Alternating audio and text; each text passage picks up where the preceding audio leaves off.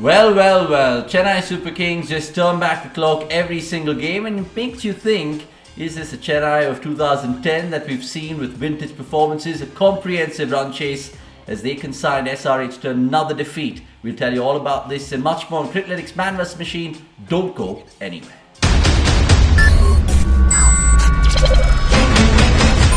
Yes, guys, you're watching Criclytics Man vs Machine, and what a game we've seen. The first in Delhi in this year's competition, going clearly the Super Kings' way. It was a super chase in the end because Ruturaj Gaikwad and Faf du Plessis just had a batting masterclass in picking gaps at will. We have Saba Karim joining us right now in terms of reviewing this show. Saba, what did you make of it? Because at the end of the day, Chennai getting the job done yet again. This was such an easy win for CSK. They hardly broke into a sweat of niche, isn't it?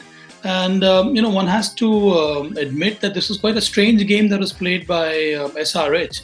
Number one, they won the toss. They decided to bat first on a decent track. And in the end, they lost 3 wickets and they could muster only 171. They failed to recognize the fact that they were playing at Kotla. The wicket was playing so well. They were expecting some dew later in the night. So in any case, they were below par. The par score was maybe about 180, 185 on this track. And if you keep the cushion for a dew to set in, you need to add at least 10 more runs. So I thought they were at least 20, 25 runs, below par for that matter. And I don't know really what the game plan was. It makes you scratch your head because they looked like a car always stuck in 3rd gear, 4th gear, never went into 5th gear, thanks to, of course, Kane Williamson and Kedar Jadhav. They got into that 170. The question really before the game also was whether to get Manish Pandey back in. He's been looking, of course, not the best in terms of strike rates, and it's cost them again this time around. Saba? I don't think it was Manish Pandey's fault at all. I think it was David Warner who just couldn't get going. It does happen to the best in the business, and it happened today with David Warner. Although he tried his level best, but somehow he was not able to accelerate. Manish Pandey on his own, with his kind of approach, the way he tries to play to the field, he was able to maintain a pretty healthy strike rate. But from the other end, the kind of aggression that was required from David Warner, that wasn't forthcoming. And that is one of the reasons why they could manage only 171. Another big surprise was Kane Williamson coming in at number 4. In the last game, in such an important encounter against Delhi Capitals, he came at number 3, batted superbly. So I don't know for what reason they pushed him back at number 4 today.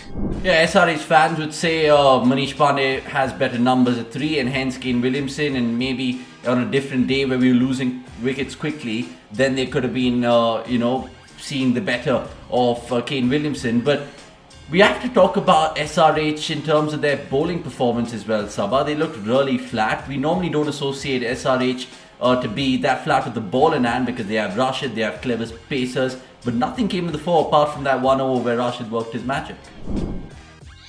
Yeah, more to do with the way Ruturaj and Faf du Plessis batted. They just took the game away from SRH. They tried the level best. They had Khalil Ahmed, they had Sandeep Sharma, Bhuvneshwar Kumar still out of the fray because of injury.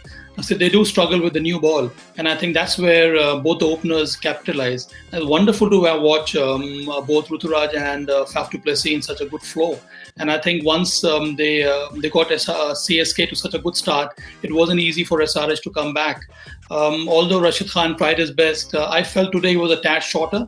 That is why he wasn't so effective. But I think things really got pretty bad for SRH as the game progressed and made it very easy for CSK to register this win. Yeah, it's a day that they'll want to forget as soon as possible, the Orange Army. And for the Super Kings, it's another 2 points for them. And for Saba Karim, who's sitting pretty right now, he's also got his first win against the Machine in this Criclytics Man vs Machine show, and he's come away with a 3-2 win. Let's show the graphic first before we get into the talking points. Your predictions were spot on. Rashid Khan was really the man to win it for you. We'll come to him, but we'll first start with the batsman, and that was, of course, Ruturaj Gaikwad, his personal IPL best. You went for Faf du Plessis, Criclytics went for Faf du Plessis. He was close, but a word on Ruturaj Gaikwad because ever since last season, Saba, they've given him a long rope and it's certainly paying the best dividends. He deserves it. I think last season he was a revelation for CSK, and although he failed in a couple of or 2 or 3 matches which he played, it was wonderful to see that CSK management supported him, backed him, and now he's delivering the goods. He's in sublime form. I love the way he's able to play to the field. He's not a big hitter, but I think somehow he manages to find the gaps at the right time. He's equally good to seamers as well as to spinners. And I thought to a large extent he was able to pick Rashid Khan, and very few international batters have been able to do so. For a youngster to get to decipher Rashid Khan has not been easy, but for him to do so speaks highly of his ability to watch the ball properly, to focus on the ball, and pick the variations of Rashid Khan. Yeah, unfortunately though for him, he was castled by Rashid Khan, who of course was your saviour, because at that point in time it stood that Lungi Ngidi was producing better figures in terms of the match. But thank God for Rashid Khan, right, Saba? That's why I backed him. Although, as I mentioned earlier, Avnish, he didn't bowl, up to his potential, and I think he came under a little bit of pressure because of the way Ruturaj handled him. Yeah. I mean, it really beckons the thought about how he goes on in this particular tournament. But let's move on in this particular show with the all-rounders. Nothing much to talk about here, guys, because Saba and Criclytics went for Ravi Jadeja. He batted, he bowled, he got a catch. But the top performer, according to Criclytics, was Sam Curran. So nothing won and lost here, so Saba doesn't need to feel bad. Wicket-keepers, again, Dhoni didn't play his part with the bat. Johnny Bairstow, tame 7.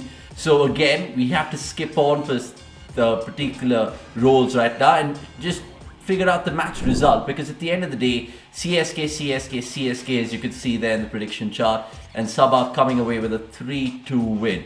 We'll get to CSK's win, Sabah, in just a bit, but how happy are you with you being a quick learner against the Criclytics machine, your first win after a draw and after a loss? Feeling elated, Avnish. Finally, I did manage to score some important points, and I think going forward, I'll have to be extremely careful, and I'm going to pick the right kind of players who can back me with their performance on the field.